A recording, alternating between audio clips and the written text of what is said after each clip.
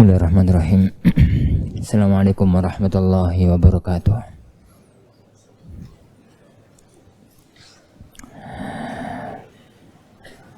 Innal hamdalillah nahmaduhu wa nasta'inuhu wa nastaghfiruh wa na'udzu billahi min shururi anfusina wa sayyiati a'malina. من يهده الله فلا مضل له ومن يضلل فلا هادي له. أشهد أن لا إله إلا الله وحده لا شريك له وأشهد أن محمدا عبده ورسوله. يا أيها الذين آمنوا اتقوا الله حق تقاته ولا تموتن إلا وأنتم مسلمون. يا أيها الناس اتقوا ربكم الذي خلقكم من نفس واحدة وخلق منها زوجها وبث منهما رجالا كثيرا ونساء واتقوا الله الذي تساءلون به والأرحام إن الله كان عليكم رقيبا. يا أيها الذين آمنوا اتقوا الله وقولوا قولا سديدا يصلح لكم أعمالكم ويغفر لكم ذنوبكم ومن يطع الله ورسوله فقد فاز فوزا عظيما.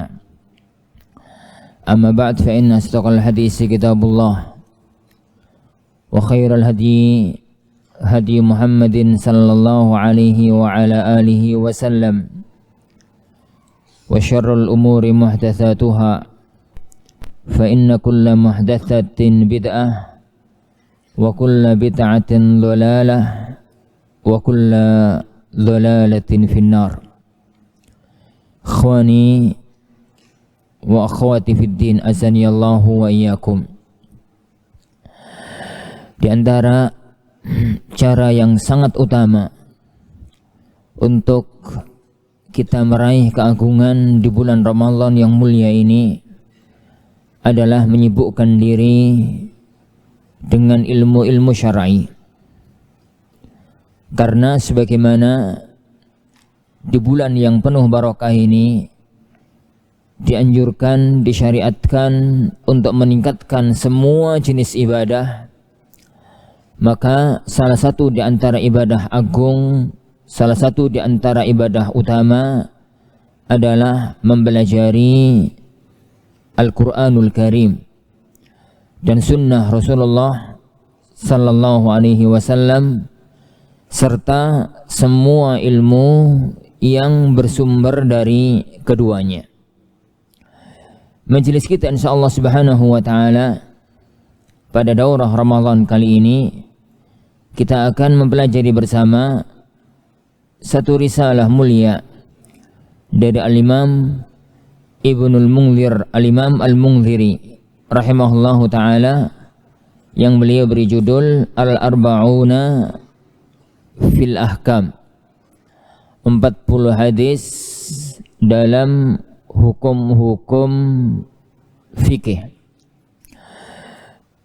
Dari judulnya kita ketahui apa isi yang terkandung padanya, bahwa kumpulan atau isi dari kitab yang akan kita pelajari adalah Al-Arba'un, kumpulan 40 hadis, kumpulan 40 hadis. Dan mengumpulkan 40 hadis itu adalah adat kebiasaan para ulama sejak zaman dahulu kala.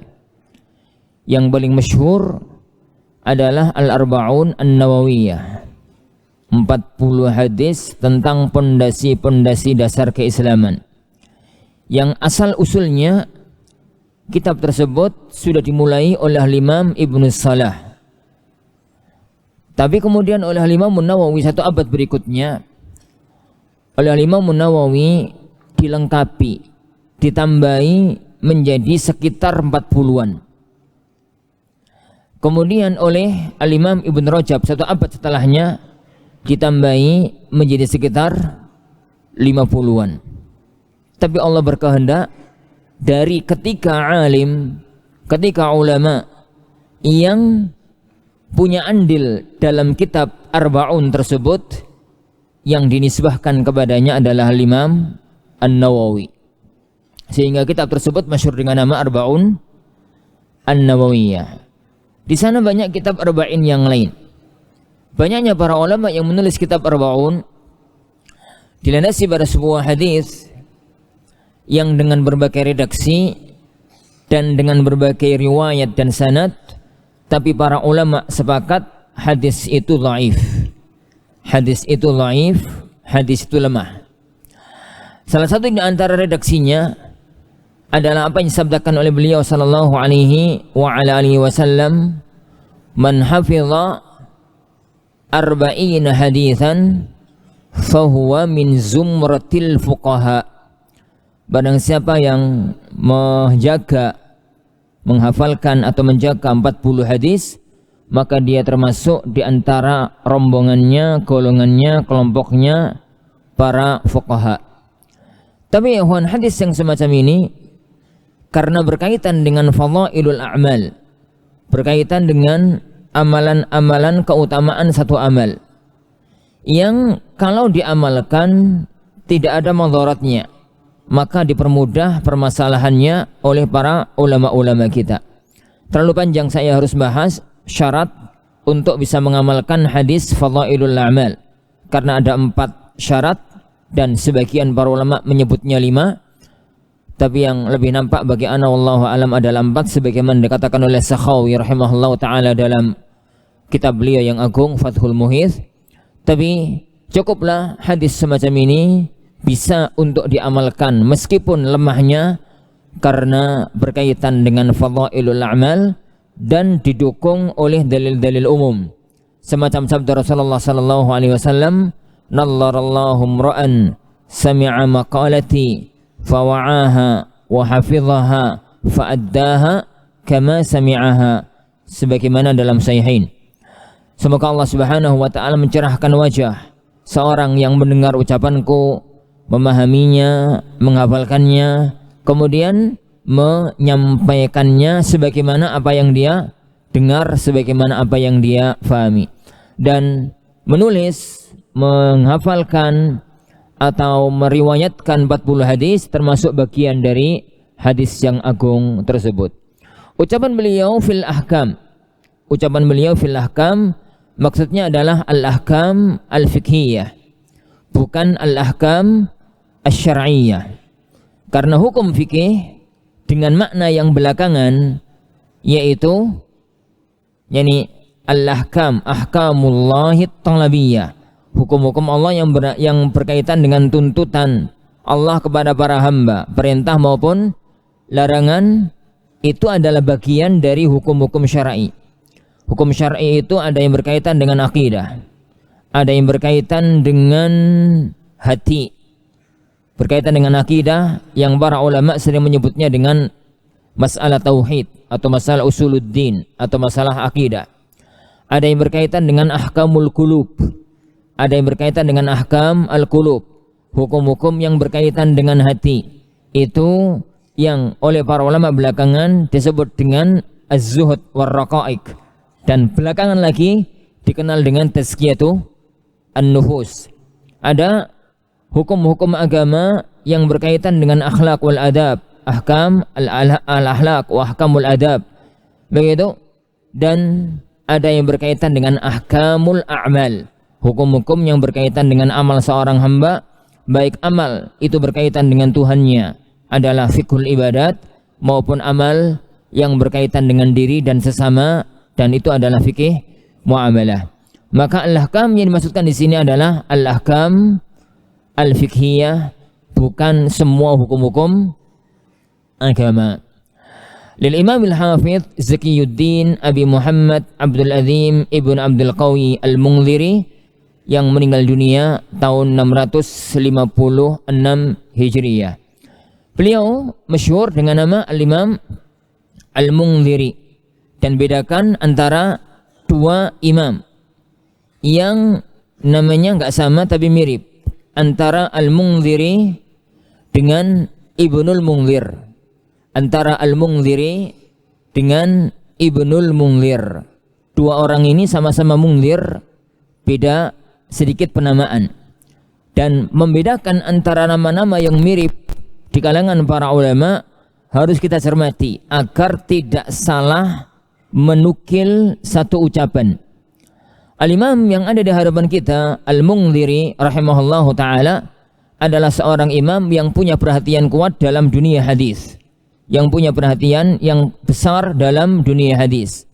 Kitabnya yang masyhur At-Targhib wat-Tarhib adalah sebuah kitab yang sangat kondang dalam hadis-hadis tentang apa ya? Tentang fadailul a'mal. Tentang fadailul a'mal. Kitabnya lagi beliau Mukhtasar Sahih Muslim. Mukhtasar Sahih Muslim oleh Imam Al-Mundhiri. Dan kitab yang ada di hadapan kita adalah kitab Al-Arba'un fil Ahkam. Beliau hidup pada abad ke-7 Hijriyah. Beliau lahir tahun 581, meninggal dunia tahun 656.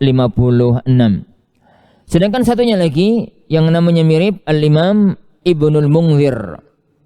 Ini Al-Imam Ibnul Mundhir, Al-Imamul Hafidhul Mujtahid. Al-Imam Ibnul Mundhir seorang imam agung dari jajaran para ulama-ulama Syafi'iyah. Bahkan sebagian ahli ilmu menyebut beliau masuk dalam jajaran mujtahid yang mutlak. Beliaulah penulis kitab Al-Ijma'. Kitab Al-Ijma'. Kita masyhur kalau dalam dunia fikih sering kita menyebutkan yakni yang disebutkan oleh Ibnul Mundhir dalam kitabnya Al-Ijma'. yakni kitab Ijma' Ibnul Mundhir. Kitabul Isyraf, Kitabul Awsat, yang merupakan dua rujukan utama untuk melihat khilaf dan kesepakatan para ulama-ulama salaf. Tidak heran kalau semacam itu, karena beliau lahir pada tahun 141 dan beliau meninggal dunia pada tahun 243-an. Sekitar itu, yakni keberadaan Imam Ibnu Mundhir rahimahullahu ta'ala. Nama-nama para ulama ya ikhwan itu banyak yang mirip-mirip, maka bedakan. Kadang-kadang namanya persis, masyhurnya itu persis. Ada yang mirip kayak Ibnul Qayyim, yakni Al-Jauziyah dengan Ibnul Jauzi. Itu dua nama yang berbeda jauh.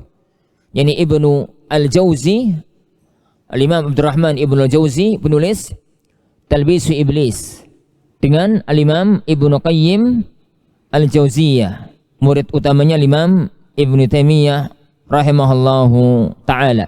Bahkan kadang-kadang ada yang namanya mirip, persis. Kita kenal Ibnu Hisham. Ibnu Hisham itu ada dua. Ibnu Hisham An-Nahwi, itulah penulis kitab-kitab utama dalam dunia nahwu kayak Muhnil Labib, Awdhul Masalik, maupun kitab-kitab yang lain. Yang bahkan kitab yang antum pelajari, yaitu matannya Ta'jilun Nada, tulisannya Ibnu Hisham.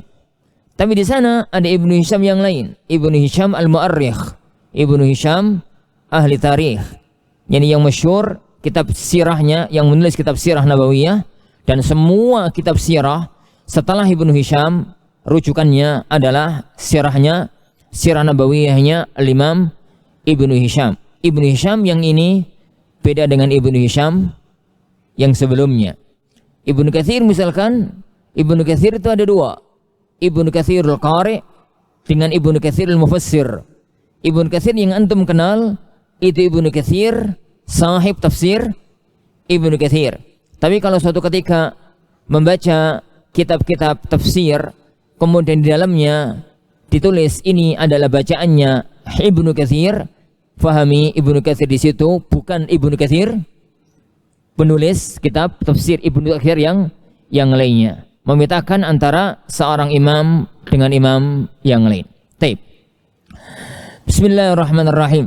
Kita baca dari muqaddimah. Qala Syekhul Imamul Alimul Hafidz Zakiyuddin Abu Muhammad Abdul Azim Ibnu Abdul Qawi Ibnu Abdullah Al-Mundhiri rahimahullahu ta'ala. Alhamdulillahil muwaffiq lisuluki subuli rusydihi. Segala puji bagi Allah yang memberikan taufik, yakni untuk menjalani jalan-jalan petunjuknya. al-mun'im bi syumuli rahmatihi, yang memberikan nikmat dengan luasnya atau cakupannya rahmatnya dia, wa sa'ati rifdhihi, dan luasnya pemberiannya Allah. Ahmaduhu haqqa hamdih, aku memuji kepadanya dengan benar-benar pujian. Wa asyhadu an la ilaha illallah, dan aku bersaksi bahwasanya tiada Tuhan yang berhak disembah kecuali Allah. Wahdahu la syarikalah, kecuali Allah saja. Lahu syahadata man i'tasama bihi fi sadrihi wa wirdih, sebagai persaksian seseorang yang berpegang teguh kepadanya di dadanya dan uratnya, di relung hatinya dan urat nadinya. Wa asyhadu anna Muhammadan abduhu wa rasuluh, saya bersaksi bahwasanya Muhammad adalah hamba dan rasulnya. Al-wafiyyu bi ahdihi sallallahu alaihi wa ala alihi wa ashabihi wa tabi'in min ba'dihi salatan daimatan baqiyatan ma tawajjaha qasidun liqasdih. Dan saya bersaksi bahwasanya Muhammad adalah hamba dan rasulnya yang memegang teguh perjanjiannya Allah, juga kepada keluarganya, para sahabatnya, dan orang-orang yang mengikuti setelahnya dengan salawat yang kekal sampai pun kapanpun orang itu menuju kepadanya. Wa ba'd. Waqad sa'alatni faqad sa'altani, sungguh engkau telah minta kepadaku an ajma'a laka arba'ina haditsan tahfadhuha, untuk saya kumpulkan untukmu 40 hadis yang bisa engkau hafal, min ahaditsil ahkam, dari hadis-hadis hukum, wa mulazamati darsiha, dan untuk selalu dipelajari, ala mamarril ayyam, sepanjang hari. Wa antakuna bi ghairi isnad, dan hendaknya saya tulis tanpa sanad, liyashula 'alaika hadzal murad, untuk memudahkan apa yang kau inginkan. Wa qad istakhartullaha ta'ala wa ajabtuka ila marghubik, dan saya telah istikharah kepada Allah Subhanahu wa taala, dan aku penuhi, aku kabulkan apa yang menjadi keinginan kamu. Wa badartu ila matlubik, dan saya bersegera melakukan apa yang kau minta. Wa kharrajtuhuma mimma kharrajahu al-Bukhari wa Muslim, dan aku riwayatkan hadis-hadis ini dari hadis-hadis yang diriwayatkan oleh Imam Bukhari dan Imam Muslim rahimahumullah fi sahihaihima, dalam kedua kitab sahihnya. Wan farada bihi ahaduhuma, ataupun yang diriwayatkan oleh salah satu dari keduanya saja, rahiban ilallahi, dengan mohon kepada Allah Ta'ala an yanfa'ani biha wa iyyaka, untuk memberikan manfaat dengan kitab ini diriku sendiri maupun kepadamu, wasairal muslimin, maupun semua orang-orang yang beriman, ajma'in, innahu arhamur rahimin. Sesungguhnya Allah adalah zat yang paling pengasih dan penyayang. Muqaddimah yang beliau sampaikan ini para ikhwatan azani Allah menunjukkan beberapa hal secara singkat, karena hadis kita 40 hadis, majelis kita berapa? Kalau sampai tanggal 12 itu 6, kalau sampai tanggal 20 9, kalau nggak ada uzur salah satunya, berarti 40 hadis dibagi 9 berapa? 5. Satu majelis harus dapat 5. Mantap. Ala kullin ikhwan, ala kullin ma la yudraku kulluh la yudraku kulluh. Muqaddimah yang disampaikan oleh Imam Ibnu Munzir lagi. Muqaddimah yang disampaikan oleh Imam Ibnu Munzir ini memberikan kepada kita beberapa faedah. Yang pertama, sebab beliau nulis kitab ini. Sebab beliau nulis kitab ini adalah permintaan dari sebagian ikhwah beliau, dari sebagian teman-teman beliau, untuk mengumpulkan 40 hadis yang berkaitan dengan hukum-hukum fikih, yang berkaitan dengan hukum-hukum fikih. Dan memang sebagian para ulama tatkala nulis kitab itu sebenarnya bukan keinginan beliau sendiri, tapi nulis kitab itu ada yang minta kepada beliau. Salah satunya adalah kitab yang ada di hadapan kita. Sebagian lagi kitab Umdatul Ahkam oleh Abdul Ghani Al-Maqdisi rahimahullah, itu pun ditulis oleh beliau karena ada yang memintanya. Karena ada yang memintanya dulu maupun sekarang. Kitab zaman sekarang misalkan Adabuz Zafafnya Syekhul Albani rahimahullah, kitab Adabuz Zafaf Syekhul Albani, rahimahullahu taala, itu pun beliau tulis karena diminta. Ada salah satu di antara jamaah itu mau manten. Kemudian dia datang ke Syalbani, ya Syekh, tuliskan adab-adab tentang malam pertama, adab-adab tentang pernikahan. Nanti mau saya cetak, mau saya bagi pada waktu aku walimahan. Akhirnya beliau nulis, ternyata jadi kitab gede. Ini ternyata jadi kitab gede. Orang sekelas Syalbani disuruh tulis buku untuk dicetak dibagi-bagi, ya jadinya gede. Ada Safaf yang ada di tengah-tengah kita tersebut. Begitu juga dengan banyak kitab-kitab yang lain. Ada sebagian kitab, ya akhwan, itu yang ditulis karena sebab-sebab tertentu. Al-Imam Ibnu Hajar Al-Asqalani tatkala menulis Bulughul Maram, itu apa sebabnya? Siapa tahu? Apa sebabnya, ya akhwan? Sebab paling utama yang beliau sebutkan di Muqaddimah Bulughul Maram itu bukan sebab paling utama. Ada sebab yang paling mendasari tulisan Bulughul Maram, disebutkan oleh Imam Sakhawi rahimahullah ta'ala dalam biografi gurunya Al-Imam Al-Hafidz Ibnu Hajar. Al-Imam Sakhawi, Al-Imam Al-Hafidz Ibnu Hajar itu punya dua murid utama. Yang paling utama Al-Imam Sakhawi. Al-Imam Sakhawi itu yang paling utama. Beliau menyebutkan dalam biografinya Ibnu Hajar bahwa beliau menulis kitab Bulughul Maram sebabnya adalah karena anak laki-lakinya namanya Muhammad. Anak laki-lakinya namanya Muhammad. Beliau itu punya beberapa anak perempuan. Kemudian punya anak laki-laki satu. Beliau kasih nama Muhammad. Senangnya subhanallah. Punya anak laki-laki itu senangnya subhanallah. Beliau punya harapan kuat anaknya akan mewarisi ilmunya.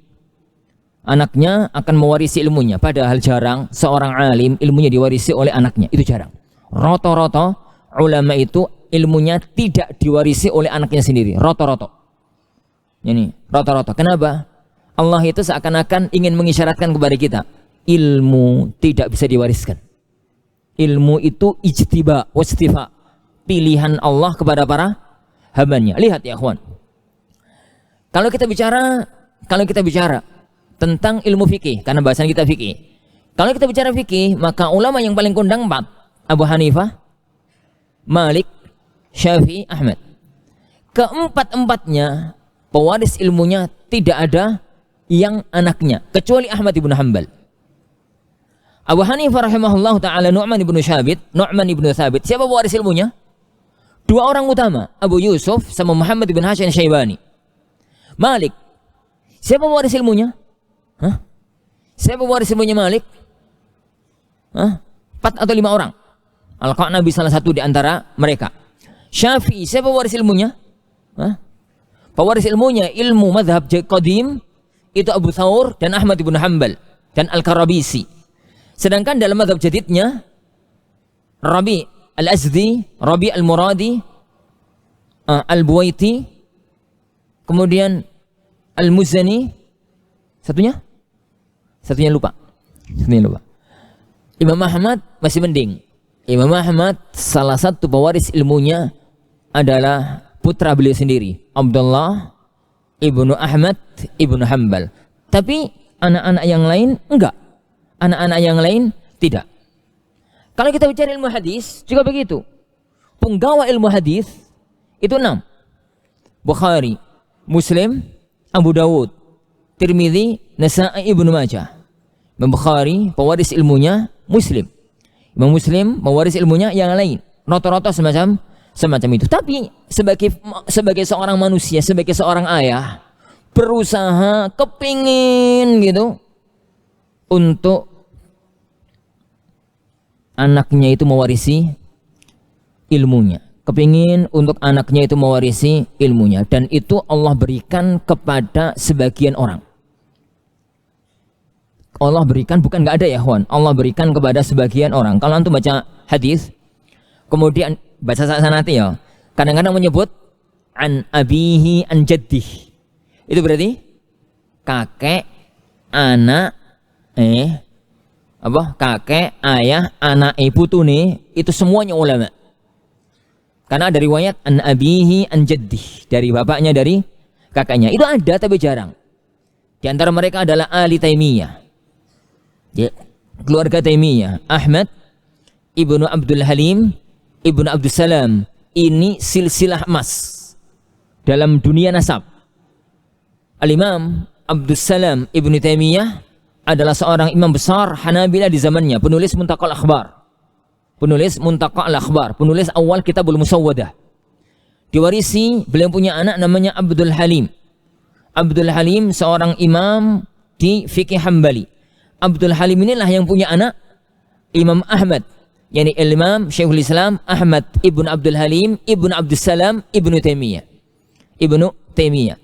Maka kalau yakni Ibnu Qayyim tatkala dalam kitabnya Zadul Ma'ad, beliau itu menukil yakni haddatsana syekhuna an abihi an jaddih, itu mantap. Yani syekhuna siapa? Guru kami Ahmad ibn Taimiyah menghabarkan dari bapaknya, menghabarkan dari yakni bahai dari bapaknya lagi, maksudnya adalah kakeknya, itu adalah silsilah emas. Di antara mereka Alu Maqadisah, keluarga Maqdisi, keluarga ulama-ulama Hanabilah dari jalur Maqadisah. Di antara mereka dalam fikih Syafi'iyah adalah As-Subki. Bapaknya Imam Taqiyuddin As-Subki, anaknya juga imam besar Tajuddin As-Subki. Dalam fikih Syafi'iyah ada Syamsuddin Ramli dan ada Syihabuddin Ramli, itu bapak dan anak. Dan begitu. Maka semoga kita termasuk orang-orang yang Allah anugerahkan ilmu dan Allah anugerahkan keturunan yang sama-sama di jalur ilmu. Tapi manusia cuma berusaha. Lihat kisahnya Ibnu Hajar. Kok jadi ngelanturan? Apa ya? Rawo lahas, kok timah ngelantur. Nonton tidak rawo. Taib. Lihat kisahnya Imamul Hafidz Ibnu Hajar rahimahullahu taala. Al-Imamul Hafidz Ibnu Hajar, siapa yang tidak kenal Al-Hafidz Ibnu Hajar? Yang dikatakan oleh para ulama, tidak ada seorang pun wanita di muka bumi yang mampu melahirkan anak kayak Ibnu Hajar. Yang mampu melahirkan anak semacam Ibnu Hajar Asqalani rahimahullahu taala. Beliau itu punya anak perempuan gitu, kemudian punya anak laki-laki namanya Muhammad. Tapi qadarullah, Masya Allah, Muhammad itu orang patek pinter, nggak terlalu pinter. Ditalkin hadis yang panjang-panjang, diajari ilmu yang panjang-panjang, itu nggak mampu pikirannya, otaknya nggak mampu. Maka sang bapak sadar anaknya belum mampu atau nggak bisa untuk diajari ilmu-ilmu yang besar. Beliau ingin untuk anaknya tetap bergulat dalam dunia ilmu meskipun ilmu-ilmu rendahan. Akhirnya beliau menuliskan hadis-hadis hukum yang kecil, tipis, yang penting kenal hadis hukum. Dan itulah kitab Bulughul Maram. Jadi Bulughul Maram itu ya akhwan, cerita nih Imam Ibnu Hajar nulis untuk anaknya yang goblok. Yang goblok bahasa kasar mana? Yang ora patek pinter gitu, yang enggak patek pinter. Tapi qadarullah ya akhwan, Ibnu Hajar gagal dalam tanda kutip menjadikan imam anaknya ulama-ulama terkemuka dengan kitab Bulughul Maram. Tapi ternyata kitab itu Allah takdirkan menjadi kitab rujukan utama dalam Ahaditsul Ahkam. Rujukan utama dalam kitab Ahadits Al-Ahkam. Memang ya kawan, kitab Ahaditsul Ahkam yang kondang itu dua. Anak katakan yang kondang, bukan berarti cuma dua. Yang kondang itu dua. Satu, Bulughul Maram. Yang kedua, yang kedua ya kawan, Umdatul Ahkam. Yang kedua Umdatul Ahkam. Kalau memang bisa ya kawan, pelajari dua-duanya, kuasai dua-duanya. Kalau bisa lagi, hafalkan dua-duanya. Kalau anak gak hafal dua-duanya, kalau pernah belajar dua-duanya ya. Jadi kalau pelajari dua-duanya, kuasai dua-duanya. Tapi kalau harus milih antara Umdatul Ahkam Abdul Ghani Al-Maqdisi dan Bulughul Maramnya Ibnu Hajar, pilih yang mana? Pilih Bulughul Maram. Pilih Bulughul Maram dengan 5 sebab. Nggak usah disebutkan, kepanjangan. Dengan banyak sebab, dengan beberapa sebab. Nggak usah disebutkan, kepanjangan. Ala kulli ikhwan. Jadi kalau harus milih, pilih Bulughul Maram. Kalau harus milih, kalau nggak harus milih ya dua-duanya. Ya dua-duanya. Taib. Dari mana tadi? Ya. Karena Imam Al-Mundhiri menulis kitab ini ada yang minta. Ada yang minta beliau nulis, maka beliau melakukannya. Adapun para ulama kita kalau nulis sesuatu tanpa ada yang minta, maka itu tidak akan keluar dari 7 sebab. Ini tidak akan keluar dari 7 sebab. Penulisan sebuah kitab ya akhwan, itu bagus kalau tidak keluar dari 7 sebab ini. Yang pertama, menulis satu ilmu yang baru. menulis satu penemuan ilmiah yang baru. Itu yang pertama. Syai'un lam yusbaq ilaihi fayakhtari'uhu. Sesuatu yang belum ada yang mendahuluinya lalu dia memulai memunculkan ilmu itu.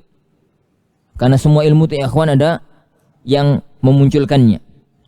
Yang kedua, naqisun fayutimmuhu. Ada ilmu yang sudah tertulis, sudah dituangkan, tapi ada yang kurang, bagian-bagiannya lalu disempurnakan. Yang ketiga, mustaghlaqun fayashrahuhu. Ada satu kitab yang rumit, sulit difahami, lalu disyarah. Sulit untuk difahami, sulit untuk dimengerti, kemudian dia syarah. Mustaghlaqun fayashrahuhu. Yang keempat, tawilun fayakhtasiruhu. Ada kitab yang panjang lebar, kok abot untuk mempelajarinya, maka diringkas. Dan para ulama punya kitab di jenis ini itu sangat banyak. Yang paling kondang adalah kitab yang ringkasannya aneh. Dalam dunia rijal ya kawan, ilmu sanad, Al-Imam Abdul Ghani Al-Maqdisi itu menulis sebuah kitab tentang semua perawi kutubus sittah. Namanya Al-Kamal fi Asma'ir Rijal. Al-Kamal fi Asma'ir Rijal. Sampai sekarang saya belum pernah lihat wujudnya kitab ini. Satu abad berikutnya, Al-Imam Al-Mizzi itu mertuanya Ibnu Katsir. Al-Imam Al-Mizzi rahimahullahu ta'ala melihat kitab ini kok panjang banget, sopos yang Arabi moco. Siapa yang mau baca? Akhirnya beliau ringkas, beliau kasih judul Tahdzibul Kamal. Kitab ini lebih dari 30 jilid. Ringkasannya lebih dari 30 jilid. Aslinya aslinya enggak tahu. Tahdzibul Kamal. Satu abad berikutnya datanglah Imam Ibnu Hajar.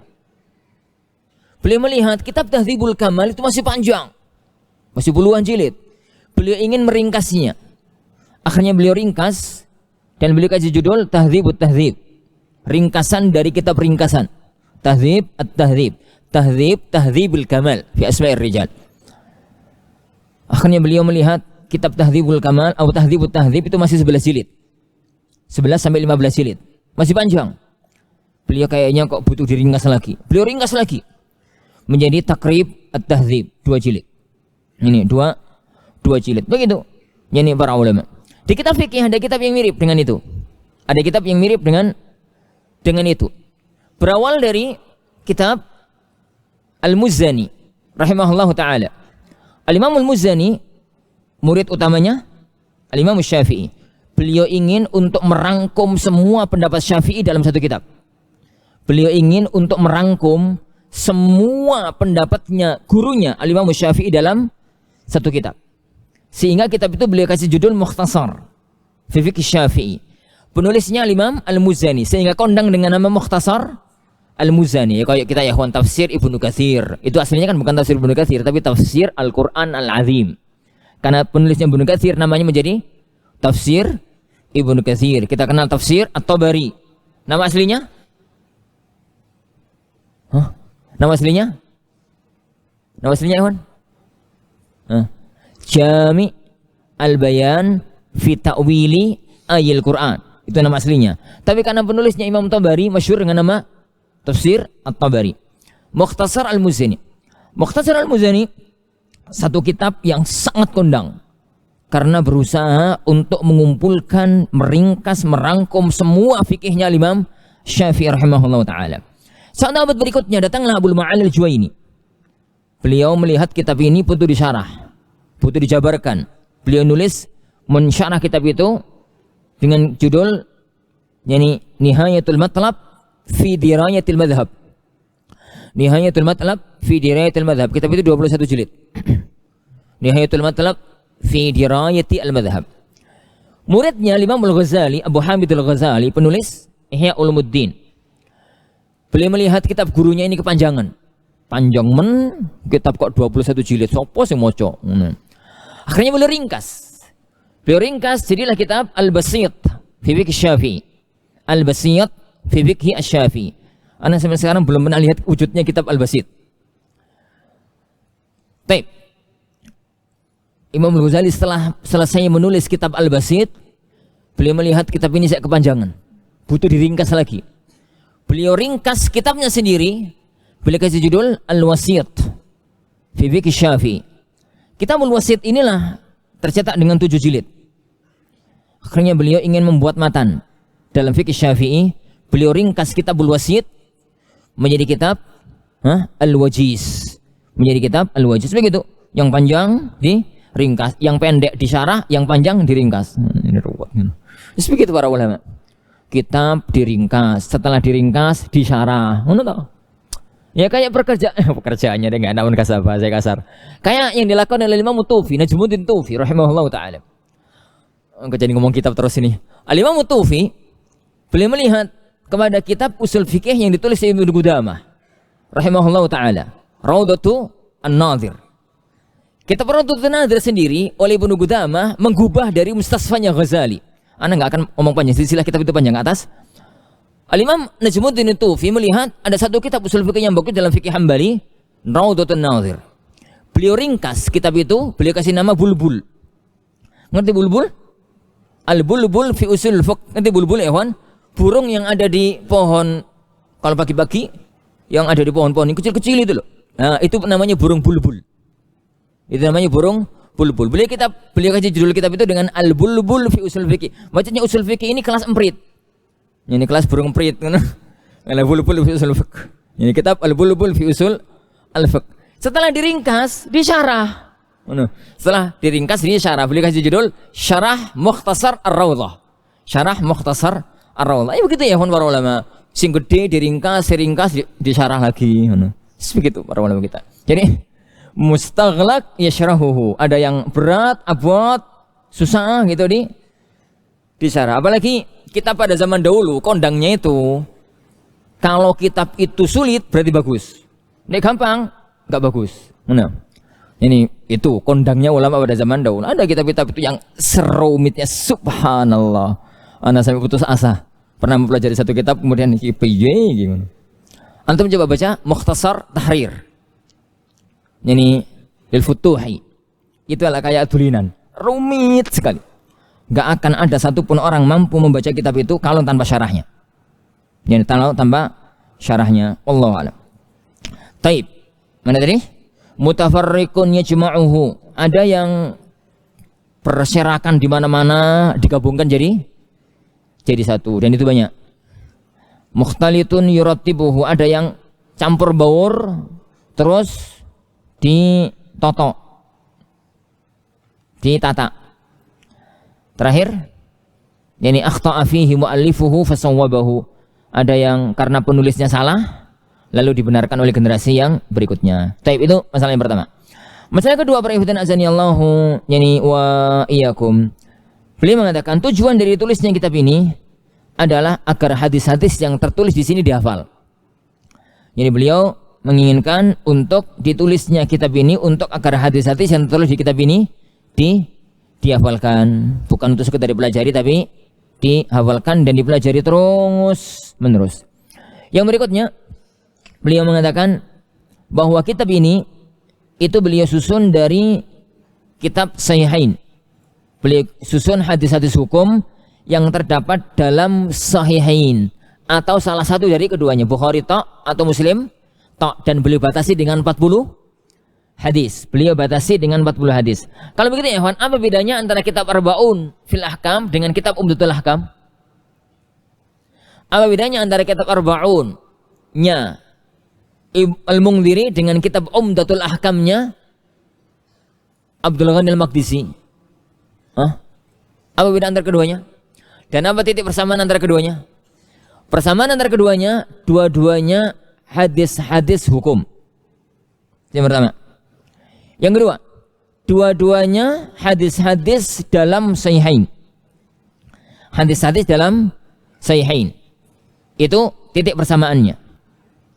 Bedanya, yang pertama, Umdatul Ahkam tidak dibatasi dengan jumlah. Tidak dibatasi dengan jumlah. Hadis Umdatul Ahkam di atas 100. Kalau Arba'un, kitab ini dibatasi dengan jumlah. Cuma 40. Itu yang pertama. Yang kedua, Umdatul Ahkam, beliau menginginkan mattafaqa alaihi syaikhan. Abdullah Al-Maqdisi ingin menyantumkan dalam Umdatul Ahkam hadis-hadis yang muttafaqun alaih, yang disepakati Bukhari Muslim, meskipun faktanya enggak begitu.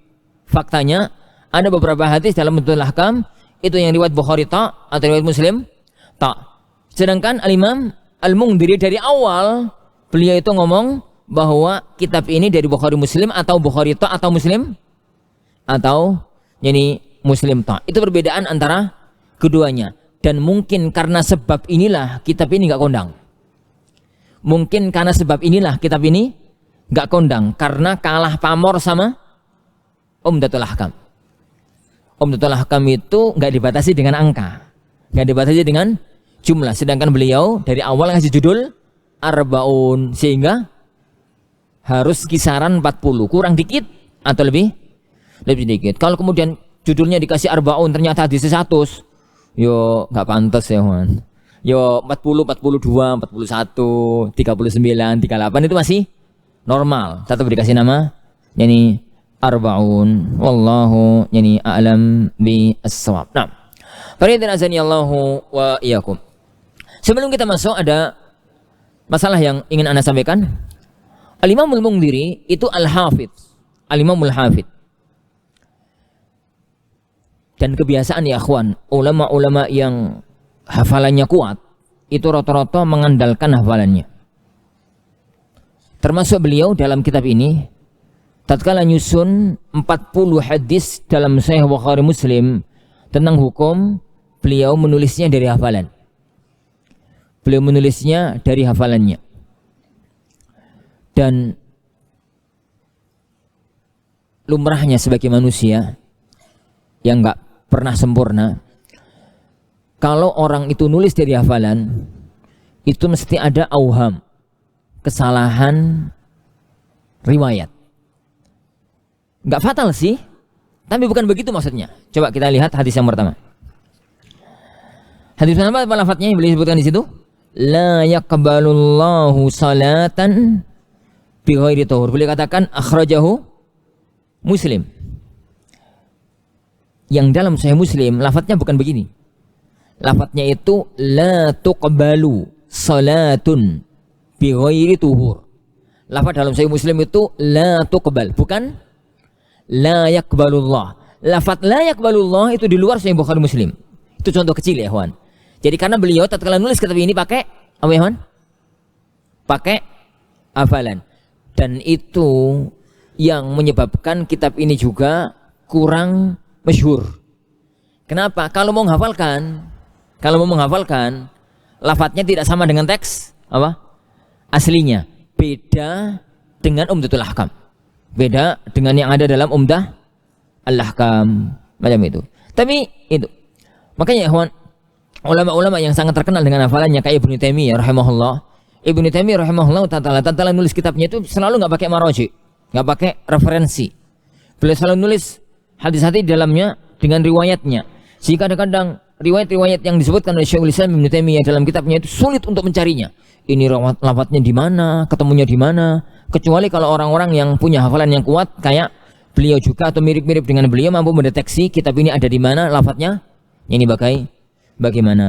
Wallahu yani a'lam bis-shawab.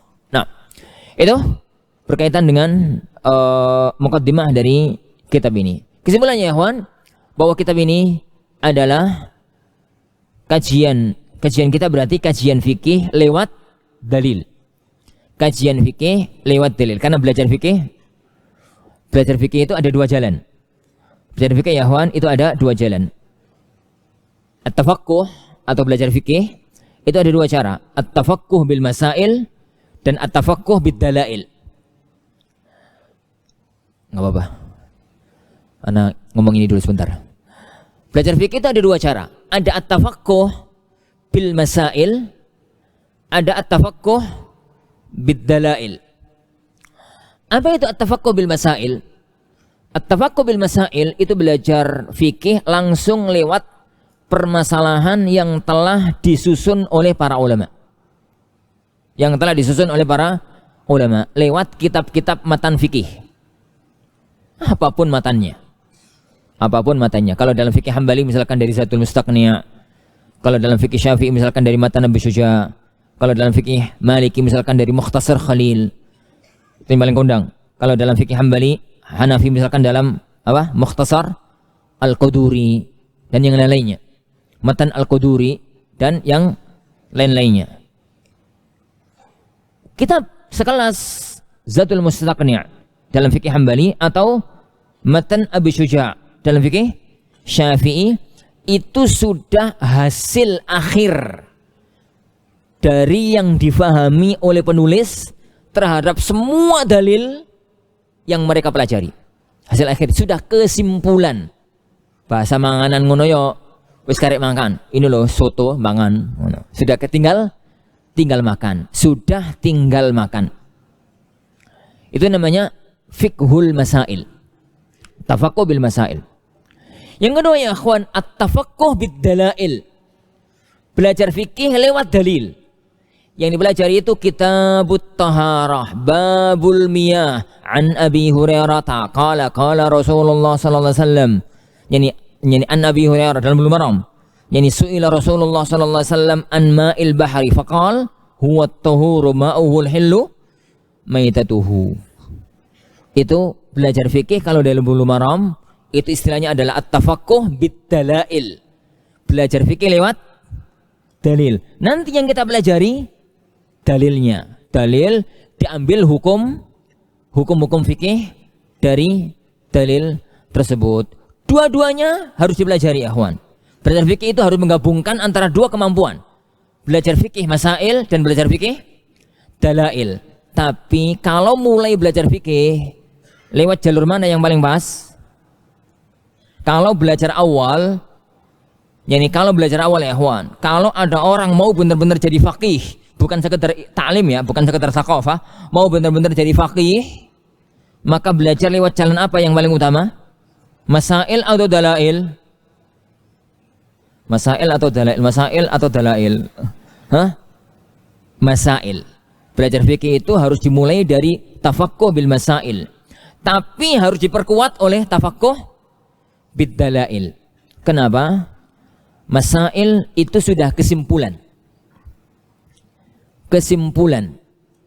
Setelah para ulama belajar bertahun-tahun, belajar puluhan tahun, berinteraksi dengan para ulama, setelah bermunaqasyah sana sini, akhirnya kesimpulan akhirnya ini. Kesimpulan akhirnya itu. Lah, kesimpulan akhir itu yang kemudian kita pelajari, kemudian kita mencoba untuk memahami dalilnya. Tapi harus diperkuat dengan tafaqquh bid dalail. Diperkuat dengan belajar fikih pakai dalil. Jangan dibalik. Jangan belajar awal durung ngerti apa-apa, durung tahu belajar matan-matan fikih, belajar awal langsung pakai Bulughul Maram. Mumet antum ya. Ini bisa sih tapi ya mumet. Kadang-kadang gak nyampe. Ini kadang-kadang gak nyampe. Kenapa? Belajar lewat dalail itu ada beberapa yang rumit. Pertama, istidlal. Kalau belajar lewat dalil, untuk sampai pada hukum itu butuh namanya istidlal, mengambil hukum. Sedangkan orang mengambil hukum itu butuh ilmu usul fikih dan bahasa. Mungkin belajar fikih awal, kurang ngerti usul fikih, belum ngerti apa. Bagaimana dia mungkin mengambil faedah darinya? Yang kedua, belajar fikih lewat dalil itu campur baur masalah. Campur baur masalah. Contoh, kita ambil aja contoh dari hadis yang pertama dari hadis ini. Lihat lafadznya. La yaqbalullahu salatan bighairi tuhur. Allah tidak menerima salat kalau enggak bersuci. Wala sadaqatan min hulul. Tidak pula sedekah kalau dari harta yang haram. Hadis ini ya kawan, itu letaknya di kitab Taharah. Kalau kitab-kitab Adillatul Ahkam, itu letaknya di kitab Taharah. Tapi tatkala belajar hadis ini, mumpukah seorang santri, seorang thalibul ilm untuk belajar kitab Taharah tok? Ya enggak mungkin lah, wong hadisnya ada kata-kata wala shadaqat minul, akhirnya lompat ke masalah sedekah, lompat ke masalah hulul. Hulul itu apa? Hulul itu adalah jihad, masuk ke fikih jihad. Jadi mumet kok ibu larwat. Sedangkan kalau belajar fikih lewat masail, fokus di air, bahas air tok, enggak keluar kemana-mana. Nggak keluar kemana-mana. Hadis pertama dalam Bulughul Maram. Misalkan Rasulullah SAW mengatakan, beliau ditanya tentang air laut. Rasulullah mengatakan, huwa tuhuru ma'uhu al-hillu maitatuhu. Airnya suci, bangkainya halal. Belajar air, baru selesai belajar air, lompat ke masalah bangkai ikan. Nah, apakah ini ikan toh atau binatang yang lain di air? Mumet ke masalah sana, masuk ke materi-materi yang lainnya. Maka ya akhwan, belajar fikih lewat dalil, lewat dalail, itu penguat. Jangan dijadikan landasan. Pelajari setelah memahami fikih lewat masailnya. Jadi tafaqquh bil masail dikedepankan dibandingkan dengan tafaqquh bid dalail. Wallahu a'lam bissawab. Baik. Kita masuk sekarang hadis yang pertama. Anda tidak akan bahas panjang lebar setiap masalah per masalah, karena nggak mungkin. Karena nggak mungkin. Pertama, ini daurah, dan di mana-mana daurah itu nyentuh kulit, nggak akan masuk ke dalam. Yang kedua, daurah kita dibatasi 12 hari untuk antum, 20 hari untuk kami, maksimal 9 kali pertemuan. Yang ketiga, hadis yang dipelajari 40. Nah, kalau setiap kali pertemuan satu, nah ya nggak berber ya kawan. Jadi kita usahakan untuk sedekat mungkin bisa selesai. Kalaupun nggak selesai maka tinggal sedikit. An Abdullah bin Umar, dari Abdullah bin Umar radhiyallahu anhuma. Abdullah bin Umar ibn Khattab radhiyallahu anhuma. Qala sami'tu Rasulullah, saya mendengar Rasulullah sallallahu alaihi wasallam yaqul, beliau bersabda. La yaqbalullahu salatan. Allah tidak menerima salat bighairi tuhur, taknya di dhammah, bighairi tuhur, tanpa bersuci, wala sadaqatan min ghulul, dan Allah tidak menerima sedekah tanpa dari harta hulul, Dalam catatan kaki mualliknya mengatakan, catatan kaki yang pertama, lafzul jalalah laisa fi riwayat Muslim. Apa maknanya? Apa lafzul jalalah ya man? Allah. Jadi dalam riwayat Muslim aslinya nggak ada kata-kata la yaqbalullahu, lafaz Allahu nggak ada. Dalam Sahih Muslim aslinya lafaznya adalah la tuqbalu salatun bi ghairi tuhur wala sadaqatun min hulul. Yani min hulul. Itu dalam Sahih Muslim aslinya. Baik. Hadirin barayatan azanillahu yani wa iyyakum. Ada beberapa masalah secara singkat kita pelajari. Pertama, la yaqbalullah. Allah tidak menerima. Apa itu menerima ya kawan? Al-qabul itu adalah tarattub as-sawab. Jadi adanya pahala. Tapi yang maksudkan di sini adalah tidak menerima dalam artian tidak sah. Dalam arti tidak sah. Jadi la tuqbalu salatun atau la yaqbalullahu salatan artinya tidak sah. Allah tidak menerima dalam arti tidak sah. Tidak sah salat.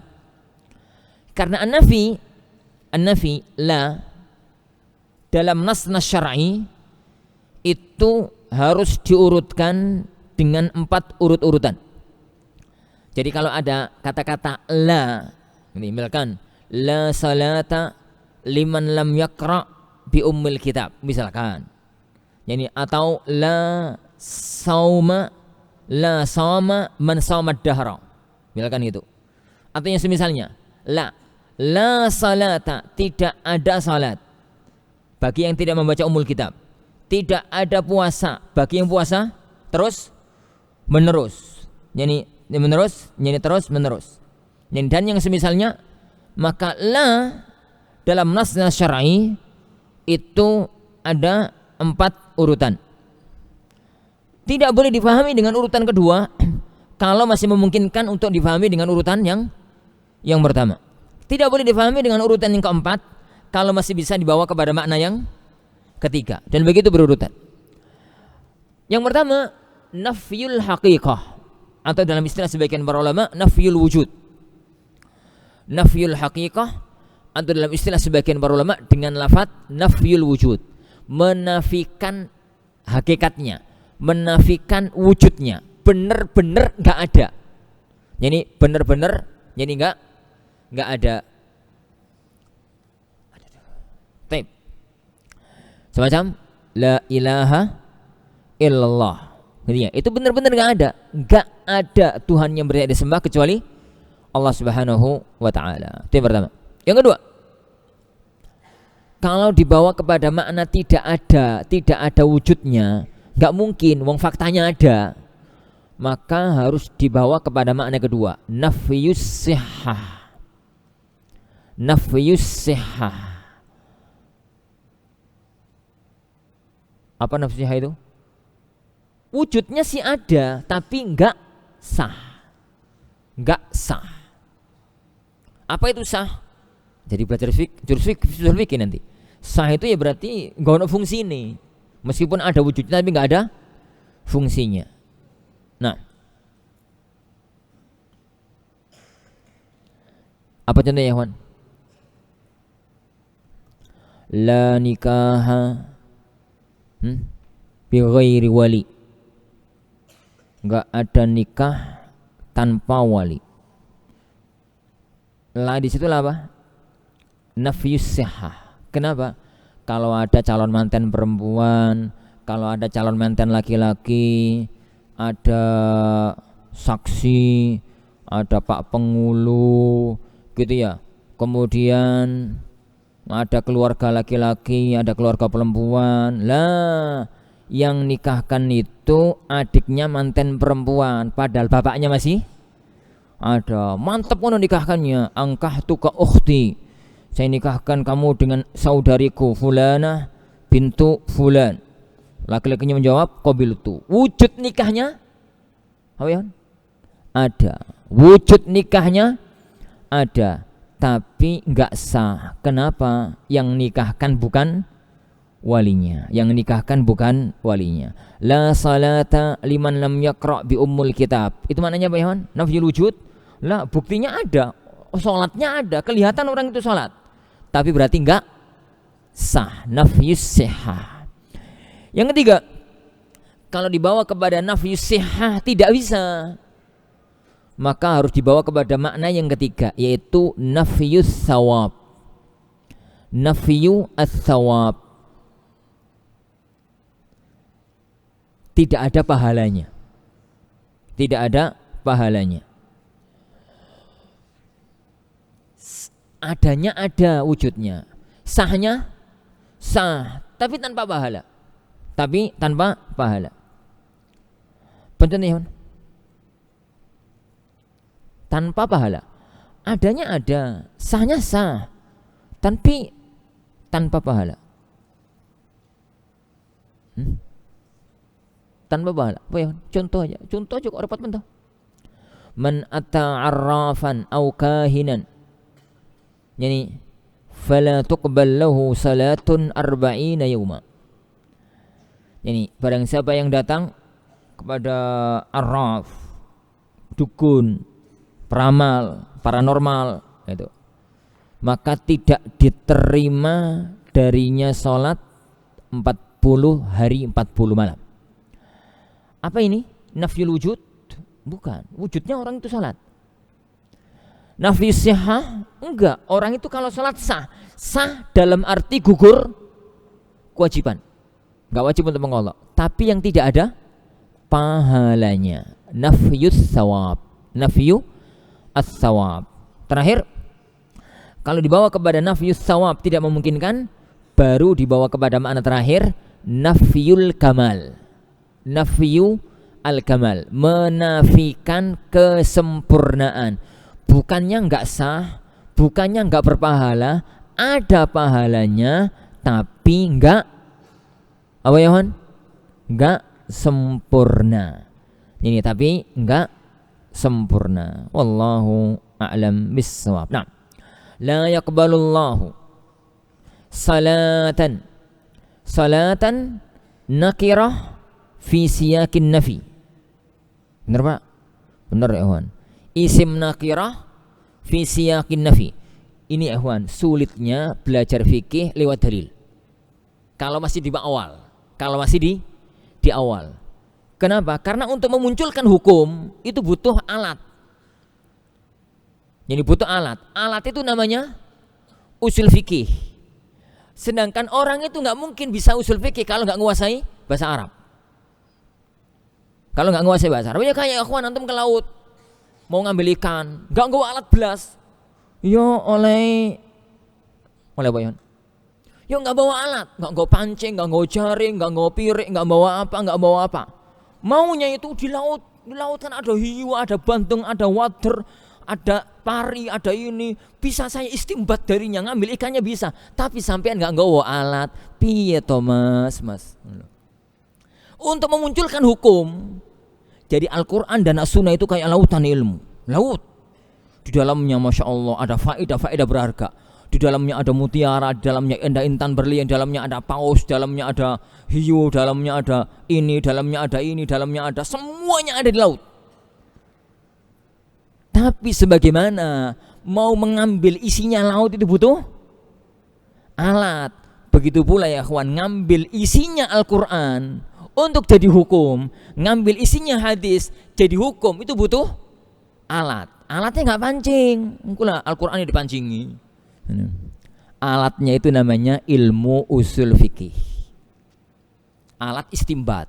Sedangkan ilmu usul fikih itu mentok nggak akan mampu dipelajari kalau orang nggak menguasai bahasa Arab, nggak menguasai nyanyi bahasa Arab. Makanya anak katakan tadi dari awal ya kawan, belajar fikih itu awalnya lewat masail, tapi didukung oleh dalail, Taib. Serapa pula ya. Latihan belajar dalail. Yang sudah pernah belajar usul fikih alhamdulillah, yang belum ya ora apa-apa. Ya enggak apa-apa. Jadi salatan la yaqbalullahu salatan. Salatan itu apa ya, Wan? Isim nakirah. An-nakirah fi siyaqin nafi. Apa itu fi siyaqin nafi? Jatuh setelah nafi. La tuqbalu. Itu kan manfi. Yani la yaqbalullahu salatan, itu nafi. An-nakirah fi siyaqin nafi yufid yufidul umum. Isim nakirah jatuh setelah lafadz nafi itu menunjukkan umum. Berarti maknanya Allah tidak menerima semua salat. Itu terjemahannya. Dari mana kata-kata semua? Ustaz salah, Ustaz terjemahan nih Ustaz. Gak ada kula sholatin, sampean ku piye to? Ngerti bahasa Arab apa ora? Oh, engkau ya to. Lho sing gak ngerti bahasa Arab ku sapa, Mas ngono lho. Ya gak ngerti bahasa Arab itu siapa? Saya apa sampean? Tatkala saya terjemahkan dengan Allah tidak menerima semua salat. Lho Ustaz, kok semua salat to Ustaz? Kan solatan itu mufrad, solatan, solatun, solatani, solawat. Berarti kan mestinya Allah tidak menerima satu solat. Itu diguyur sama cacing mas sampean. Cacing pun ketawa. Kenapa? Ini itu bahasa Arab. Mengambil faedah darinya butuh alat. Alat itu namanya usul fikih. Makanya kadang-kadang anak itu jewengkel sama pemula ngeritik istimbatnya Imam Ahmad. Sampeyan ku sapa ngono lho. Ngeritik istimbatnya Syafi'i. Imam Syafi'i mengambil hukum dari hadis ini begini. Enggak, salah Imam Syafi'i. Sopo sampeyan, sopo Syafi'i? Imam Syafi'i itu dari bayi hidup di Huzail, Bani Huzail, sehingga jadi alim terkemuka dalam ilmu ini bahasa, dan beliaulah pencipta ilmu usul fikih. Kemudian datang orang-orang zaman sekarang, usul min ilmu usul gak tembus. Ini tembus deng tapi nilainya 60. Maksudnya nilai rapotnya 60. Kemudian mengkritik istidlalnya Ibnu Taimiyah, mengkritik istidlalnya Syafi'i, mengkritik istidlalnya Ahmad bin Hanbal. Mana anta wa man huwa ya rijal? Siapa anda? Siapa dia? Bukan berarti mereka enggak salah ya, ikhwan. Tapi kuatkan ilmu alat. Kalau pantas untuk dialog, dialoglah. Kalau enggak pantas, yo sing sopan titik dengan para ulama-ulama kita. Contoh kecil semacam ini. Bagi pemula yang benar-benar pemula, kan begitu tuh cara berpikirnya. Ustadz, sholatan kan mufrad. Salatun, salatani, salawat. Berarti kan la yaqbalullahu, Allah tidak menerima salatan satu salat. Loh, berarti satu salat, bukan semua salat Ustaz. Piye to sampeyan niku? Sing piye iku sapa? Yang siapa itu siapa? Yang bagaimana itu siapa? Itu contoh kecil ya, Wan. Contoh kecil, istimbatat. Jadi saya katakan tadi ya, Wan. Salatan itu isim nakirah. An-nakirah fi siyaq an-nafi yufid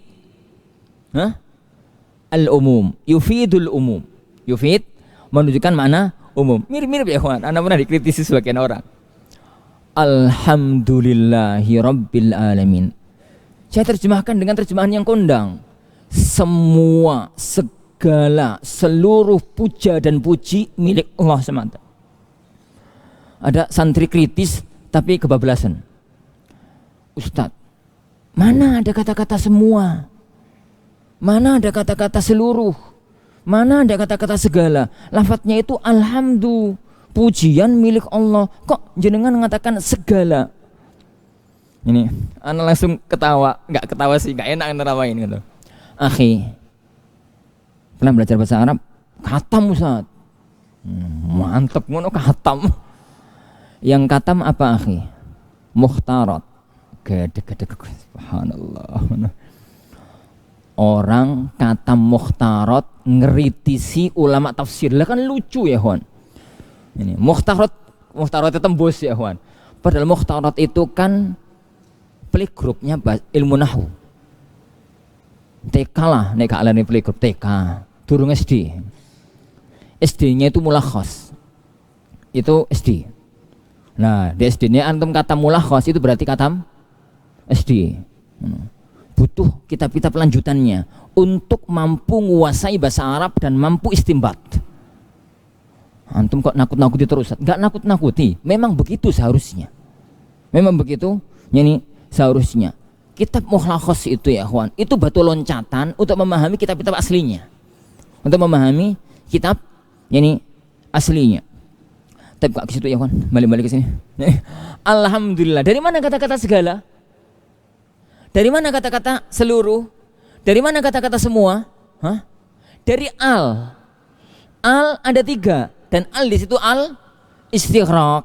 Al di situ al istighraq. Ini menunjukkan mana? Semua. Baik. Salatan itu umum, semua salat.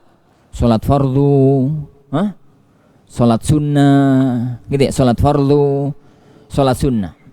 Salat lengkap maupun salat enggak lengkap. Apa itu salat enggak lengkap ya, Hon? Salat lengkap itu ya ada berdirinya, ada rukuknya, ada sujudnya, ada tahiyatnya gitu. Salat enggak lengkap? Salat yang tanpa sujud, tanpa ruku, apa ya, Hon? Salat jenazah. Jadi salat jenazah. Maupun umum. Baik, jadi salat itu dilakukan sengaja atau tidak sengaja, lupa maksudnya, atau karena tidak tahu. Pokoknya orang sholat nggak bersuci maka tidak diterima sholatnya, nggak sah sholat tersebut, nggak sah sholat tersebut. Sholatan bi ghairi tuhur, tanpa tuhur. Ta ha waw ra dengan mendhamma, toknya di dhammah itu fi'il. Kalau toknya di fathah itu maddah, alat gitu ya. Jadi tuhur itu perbuatan bersuci. Perbuatan bersuci itu kan wudu, mandi, tayammum. Ini itu tuhur, perbuatan bersuci. Itu wudu bagi hadis kecil, mandi bagi hadis besar, tayammum bagi yang uzur dari keduanya. Itu tuhur bi fathi atau bi fathi ta. Taib. Kalau toknya bi fathi ta bi dhammit ta dengan mendhammah ta. Kalau toknya di fathah jadinya alat bersuci. Jadinya alat bersuci. Alat bersuci itu kalau dalam fikih kita, pembahasan kita apa ya, Hon? Air dan debu, alat bersuci, atau dalam istilah fikih Syafi'iyah namanya wasailut taharah. Wasail at-taharah, atau dalam fikih yang lain istilahnya adalah maddatut taharah, alat yang dipakai untuk bersuci. Dan wasailut taharah itu ada 4. Wasailut taharah itu ada 4. Al-ma'u wat-turabu wad-dibaghu wal hajarul istinja. Al-ma' air, at-turab debu tanah. Nah ya. 3. Ad-dibagh. Apa artinya dibag? Ditibak disama. Nah, ya. Terakhir al-hajar, hajarul istinja, hajar istinja. Tip. Itu tahur. Mirip-mirip dengan wudu, wudu. Wudu itu perbuatan. Wudu air yang dipakai bersuci. Jadi bedakan ya, kawan. Jangan sampai salah. Yani jangan sampai salah baca karena kadang-kadang salah baca itu fatal. Ini salah baca itu fatal ya, kawan. Za, kaf, ra. Itu kalau salah baca fatal loh ya, kawan. Bisa kata teruskan ya. Yang baca yang bener kan zikr. Bab fadlu zikr. Nah, salah baca kan kacau-kacau itu. Bab fadlu zikr. Salah baca kan ngewacuk. Bab fadlu titik-titik. Bahaya banget itu. Salah baca. Jadi salah baca hewan. Dalam fikih puasa misalkan. Dalam fikih puasa ya.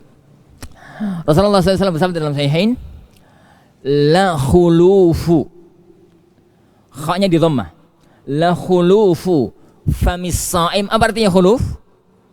Ar-raihal karihah minas saim. Jadi apa ya, bau mulut yang gak enak dari orang yang berpuasa. Itu khuluf. Khuluf khanya di dhammah. Kalau dibaca khuluf, khanya di fathah, jadi apa? Khuluf itu mengikuti wazan fa'ul. Fa'ul itu sighah mubalaghah dari khalafa. Apa artinya khalafa? Orang yang menyelisih janji. Jadi khuluf itu tukang khianat, menyelisih janji. Lah gak karuan nanti ya, kawan.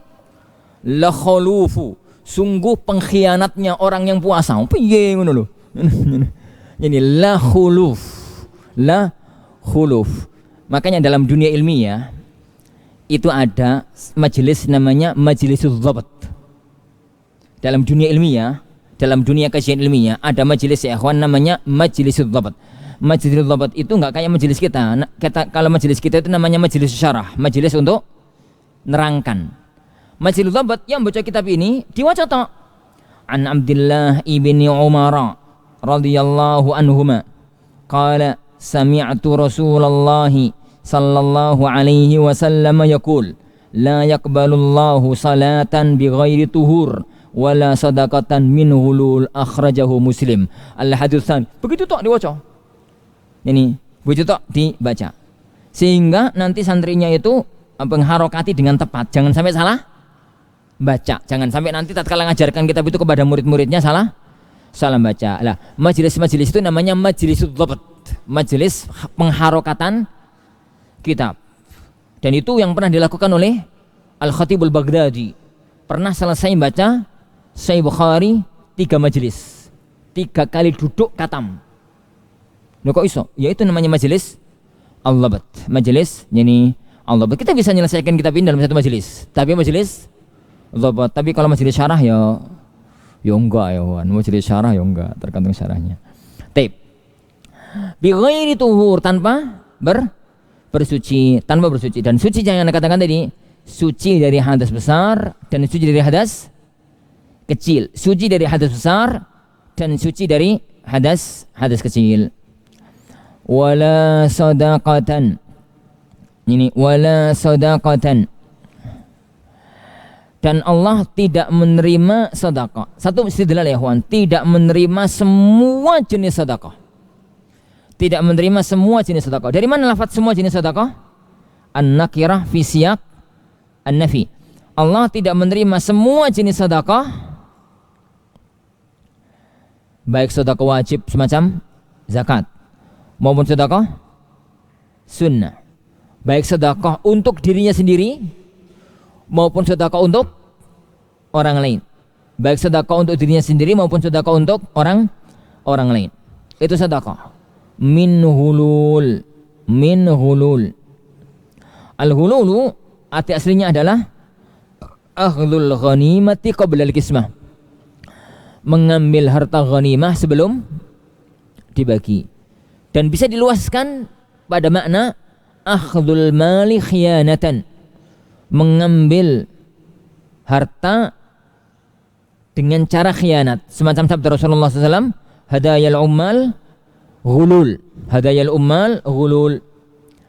Dan bisa diluaskan lagi dengan makna al-malul haram, harta haram. Semacam hadis ini. Hadis ini ghulul, di sini maknanya adalah al-mal al-haram. Dan Allah tidak menerima sedekah, Allah tidak menerima zakat kalau itu dikeluarkan dari harta yang haram. Karena innallaha thayyibun la yaqbalu illa thayyiba. Allah Subhanahu wa taala tidak menerima, Allah Subhanahu wa taala itu maha bagus dan tidak menerima kecuali yang bagus, kecuali yang indah. Wallahu a'lam bi as-shawab. Nah, sampai jam berapa kita? Jam 11 ya? Ya wis, masuk satu tok. Al-hadits tsani. An Nabi Hurairah radhiyallahu anhu. Abdurrahman ibnu Sakhr Ad-Dawsi. Beliau sebelum masuk Islam namanya siapa? Abdus Syams, hambanya matahari. Setelah masuk Islam, beliau diganti namanya oleh Rasulullah SAW dengan Abdurrahman. Itu yang paling kondang. Sebagian riwayat mengatakan namanya Abdullah, tapi yang masyhur namanya Abdurrahman. Yang masyhur namanya Abdurrahman. Beliau sampai punya lakab, punya kunyah Abu Hurairah karena beliau itu senang ngerawat kucing kecil. Jadi senang ngerawat, beliau itu punya kucing itu yang di dekat rumahnya. Setiap hari gitu dirawat gitu ya. Akhirnya beliau dikenal oleh para sahabat dengan Abu Hurairah, bapak kucing. Ini bapak kucing. Abu Hurairah ya akhwan. Abu Hurairah itu satu pelajaran untuk kita. Abu Hurairah itu bukan jajaran pembesar sahabat karena beliau bukan termasuk as-sabiqun al-awwalun. As-sabiqun al-awwalun itu sahabat yang masuk Islam sebelum Hudaybiyah. Jadi yang saat sulhul Hudaybiyah sudah muslim, maka merekalah as-sabiqun al-awwalun. Orang yang kalau Hudaybiyah belum masuk Islam, maka tidak masuk jajaran as-sabiqun al-awwalun. Dalam pendapat terkuat di antara mazhab para ulama-ulama hadis. Taib. Abu Hurairah masuk Islam pasca Hudaybiyah, terlambat 2 bulan. Kapan Hudaybiyah ya Hon? Terjadi? Kapan Hudaybiyah terjadi? Dzulqa'dah tahun? Kapan perjanjian Hudaybiyah terjadi? Dzulqa'dah tahun 6. Dzulqa'dah tahun 6 Hijriah. Kapan Abu Hurairah masuk Islam? Kapan Abu Hurairah masuk Islam? Muharram tahun 7. Abu Hurairah masuk Islam itu tahun Muharram, bulan Muharram tahun ke-7, di sekitar peristiwa perang Khaybar. Apakah beliau masuk Islam dulu baru perang, ataukah sudah selesai perang baru masuk Islam? Seputar itulah. Dan dua-duanya Muharram. Terlambat 2 bulan. Beliau sadar beliau itu tidak masuk dalam jajaran pemukanya sahabat, tapi beliau ingin mempunyai nilai yang berharga, mempunyai arti yang berharga. Pinter perang? Enggak. Sugih? Enggak. Kaya? Enggak. Tapi Allah menganugerahkan kepadanya kecerdasan. Kecerdasan itulah yang beliau maksimalkan, beliau lejitkan. Akhirnya beliau mulazamah kepada Rasulullah SAW pagi, siang, sore, malam.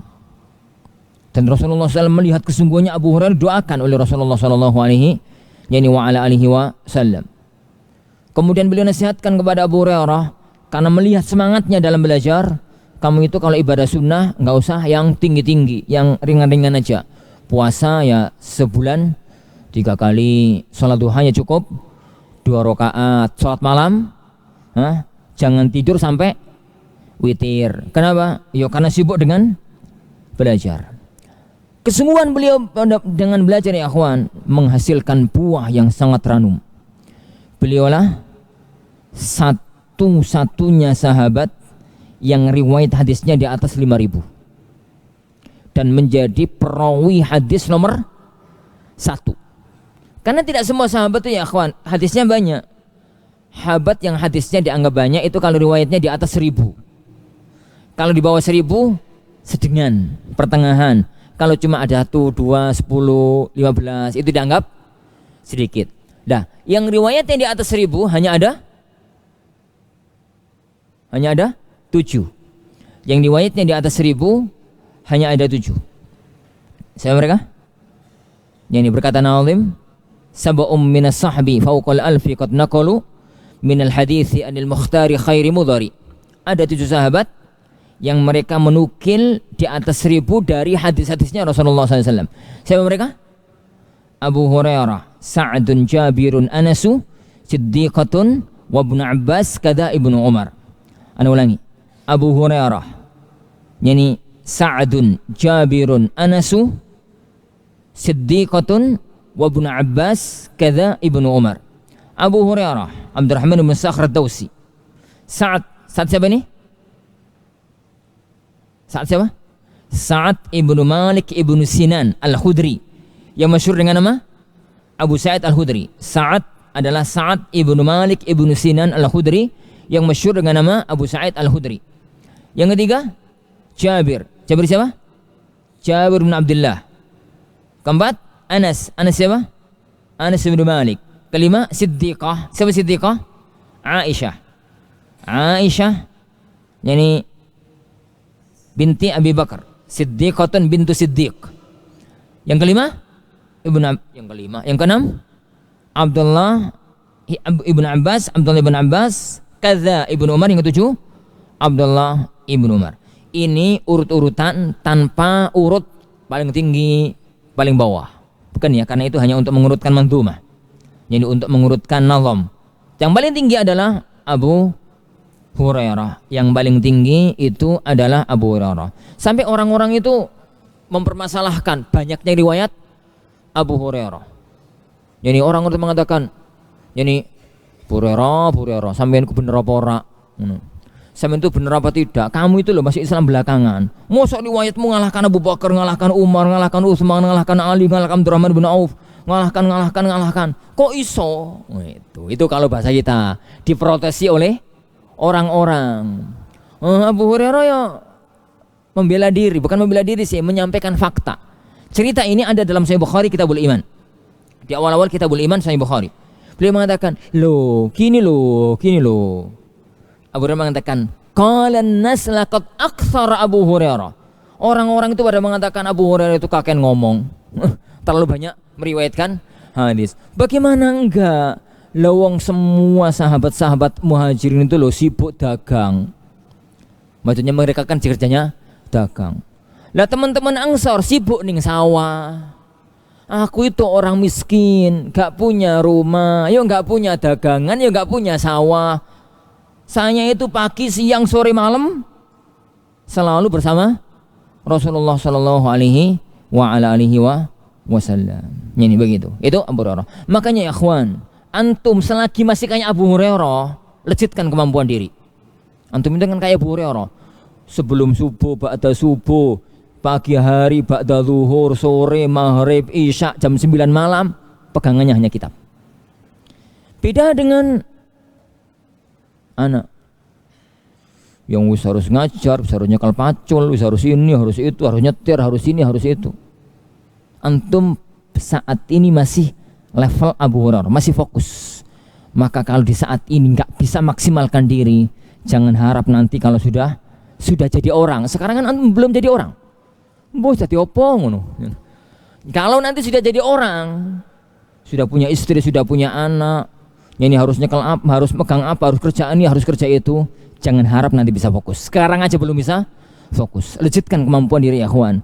Tiru Abu Hurairah. Masih Islam belakangan, tapi menjadi orang nomor 1 di kalangan para sahabat dalam masalah riwayat hadis. Anna Nabiyya bahwasanya Nabi sallallahu alaihi wasallam qala, "Idza stayqadha ahadukum min naumihi." Idza stayqadha, apabila salah satu di antara kalian itu bangun, min naumihi, dari tidurnya, fala yaghmis, maka jangan celupkan, jangan masukkan, yadahu fil ina, jangan masukkan dalam bejana. Bejana itu apa? Wadah air, itu ina. Hatta yaghsilaha thalathan, sampai dicuci 3 kali. Fa innahu la yadri aina batat yaduh, karena dia nggak tahu di mana tangannya itu semalaman berada. Akhrajahu Muslim, diriwayatkan oleh Imam Muslim. Artinya yang pertama, idza staiqala ahadukum. Tapi ya lafaz ahadukum bukan berarti hanya satu orang loh ya. Yani bukan berarti hanya satu orang, tapi masing-masing orang, per orang. Gitu. Ana pernah mendapati satu istimbat yang aneh bin ajaib. Ya gara-gara lafaz ahadukum ini. Yani gara-gara lafaz ahadukum. Istimbat, nggak tahu siapa yang nulis. Ketemu di Mbah Google kok. Ini. Nemunya di Mbah Google. Aneh. Hadis Hudzaifah.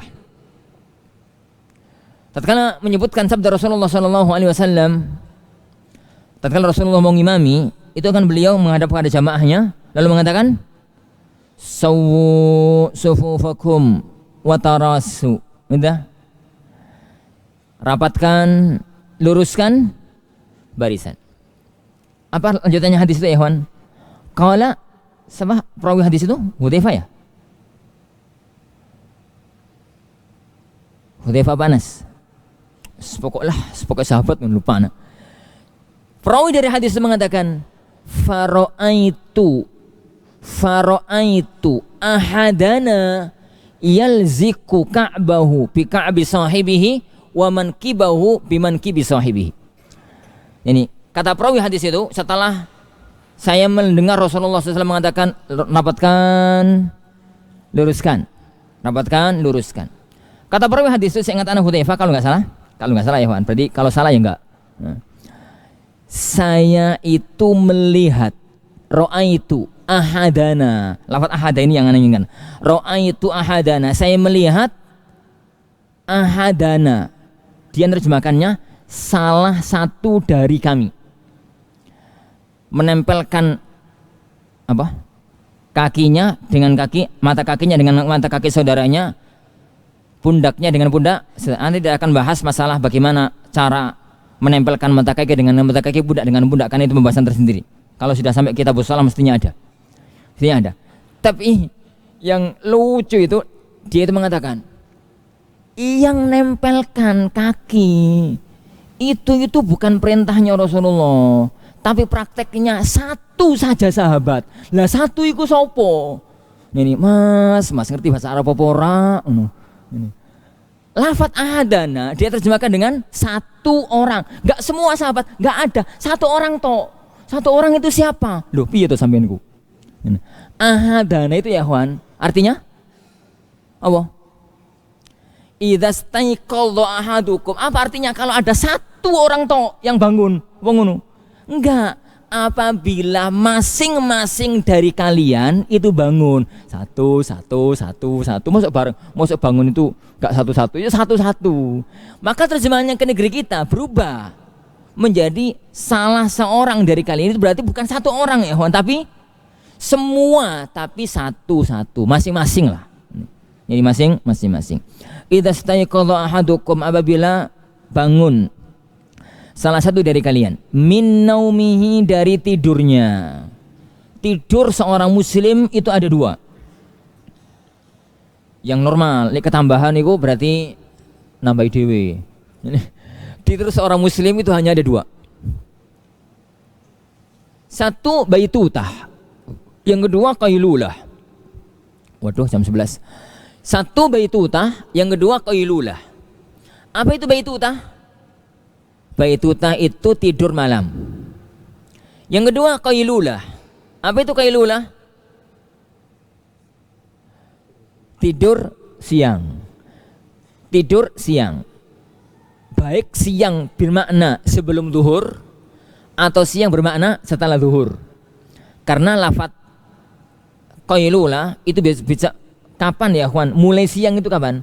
Siang itu mulainya kalau matahari sudah ada di tengah. Itu belum zuhur. Matahari sudah ada di tengah langit, itu kisaran 10 menit lagi zuhur. Lah, Rasulullah SAW biasanya qailulahnya itu di waktu itu. Sudah panas-panasnya suasana, beliau rebahan, istirahat, azan zuhur, bangun untuk sholat. Kalau kita kan rebahannya ba'da zuhur, tapi gak 10 menit. sak jam. Tapi gak 10, tapi 1 jam. Ala kulli ikhwan. Apapun namanya itu namanya qailulah. Jadi ada baitutah, ada qailulah. Para ulama kita berselisih tentang makna naum di sini. Apakah naum di sini itu mencakup dua-duanya? Ataukah naum di sini adalah maknanya bangun tidur malam? Jumhur ahlul ilmi mengatakan, sebagian besar para ulama mengatakan ini semua tidur. Alasannya?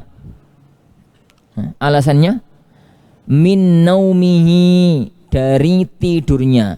Itu lafzul umum, lafaz umum. Siapa yang bisa menunjukkan di mana titik keumumannya? Tapi anak nggak bawa hadiah loh, nggak bawa duit. Nih, bawa mushaf, tapi masuk dikasihkan. Ini mushaf anak kok. Siapa yang bisa menunjukkan? Dalam madzhab jumhur, naum di sini mencakup baitutah, mencakup qailulah. Alasannya naumihi itu lafzul umum. Lafzul umum. Ikhwah yang di Ali, mana titik lafzul umum dalam lafaz naumihi? Jazakallahu khair. Yani mumtaz ya ikhwan, mumtaz. Yani mufradun mudhaf. Al-mufradul mudhaf itu termasuk lafaz umum. Berarti min naumihi, dari semua tidurnya. Dari semua tidurnya. Dan saya katakan tidur itu ada dua, ada baitutah, ada qailulah. Kalau ketambahan ya enggak apa-apa, berarti masuk juga dalam ini. Tidur duha. Ya kayak antum tidur duha. Ono kadang-kadang tidur subuh. Tidur subuh itu makruh. Tidur waktu subuh itu makruh. Taib. Ngomong apa? Ya. Imam Ahmad rahimahullah taala mengatakan naum di sini itu naum baitutah tok. Naum tidur malam tok. Apa alasannya? Alasannya meskipun naumihi itu lafaz umum, tapi ada qarinah yang menghususkan. Ada qarinah yang menghususkan. Apa yang menghususkan? Lafaz bawahnya. Fa innahu la yadri aina batat. Kata Imam Ahmad, lo toh berarti naum di atas itu bukan semua tidur. Rasulullah ngomongnya aina batat, berarti cuma baitutah. Berarti cuma baitutah. Itu sisi istidlal. Sisi istidlal. Dan ikhwan, hadis itu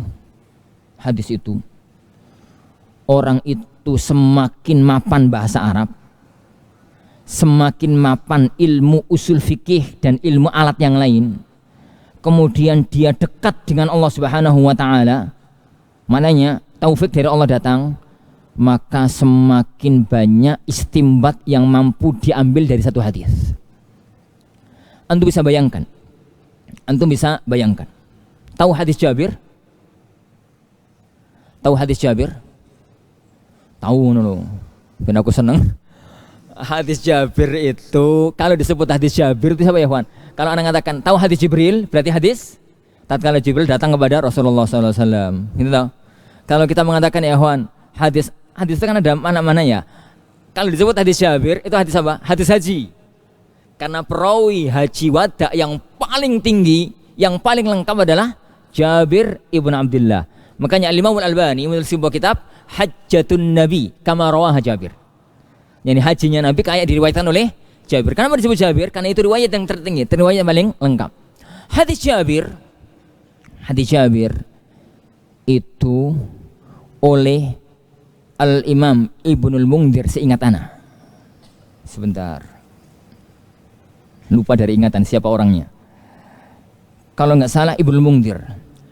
Beliau mampu mengambil 1000 hukum dari satu hadis. Lah, kok iso? Lah nggak tahu. Aku juga gede-gede. Lo kok bisa gitu loh, 1000 hukum dari satu hadis. Dari satu hadis. Taib.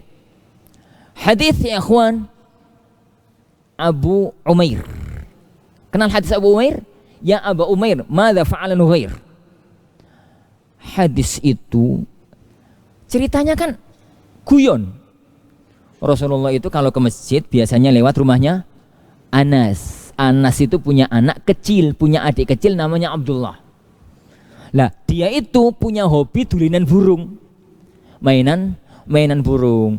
Kalau Rasulullah lewat, si anak kecil itu mainan burung gitu, diikat gitu, burungnya itu diikat, dia bisa terbang. Selalu digodain sama Rasulullah SAW. Suatu hari Rasulullah lewat, Abdullah ini sedih, merenung gitu. Sama Rasulullah SAW dijaraki bahasa Indonesianya apa ya?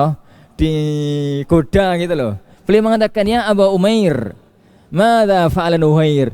Wahai Abu Umair, burung kecilmu kemana? Apa yang sedang dia lakukan? Kok kamu sedih gitu? Itu maksudnya.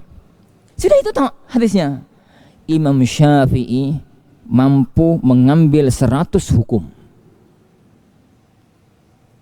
Mampu mengambil 100 hukum. Tatkala beliau berada di rumahnya Imam Ahmad, bertamu ke rumah Imam Ahmad rahimahullahu taala. Singkat cerita kan udah lewat jam 11. Beliau ini mengatakan, semalam saya nggak tidur karena saya mikirkan satu hadis, dan sampai subuh saya bisa menemukan 100 hukum darinya. Hadis Abu Umair. Anak capek mencoba cari 100 itu mana, nggak nembus 30. Mana yang 100 ini mana gitu ya. Ini makanya nyeni wajarnya aku goblok.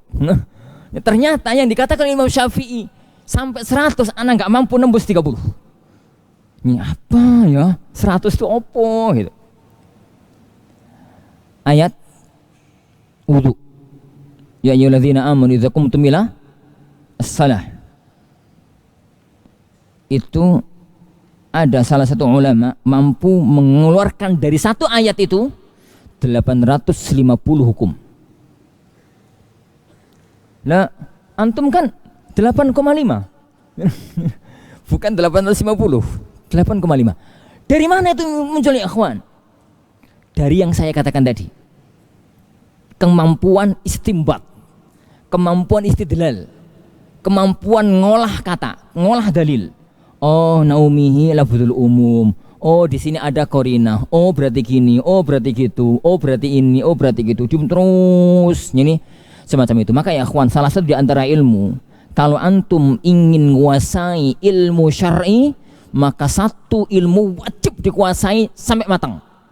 Ilmu usul fiqh. Ilmu itu ilmu dasar untuk menguasai semua ilmu yang lain. Ilmu-ilmu syar'i maksudnya, ilmu-ilmu yang lainnya. Kenapa? Ya karena tadi Anda katakan, yakni istimbat hadis yang pertama, istimbat hadis yang kedua, istimbat hadis yang ketiga dan lanjutnya. Wallahu a'lam, insyaallah. Sudah ya, Wan? Ana capek, sudah lewat juga waktunya. Insyaallah subhanahu wa taala kita lanjutkan pada hadis yang akan datang biizni rabbina tabaraka wa taala. Kita akhiri. Enggak ada tanya jawab tuh? Enggak ada lah, insyaallah. Kita akhiri majelis kita. Subhanakallahumma wa bihamdika asyhadu an la ilaha illa anta astaghfiruka wa atubu ilaik. Wa sallallahu wasallam wa baraka nabi Muhammad. Assalamualaikum warahmatullahi wabarakatuh.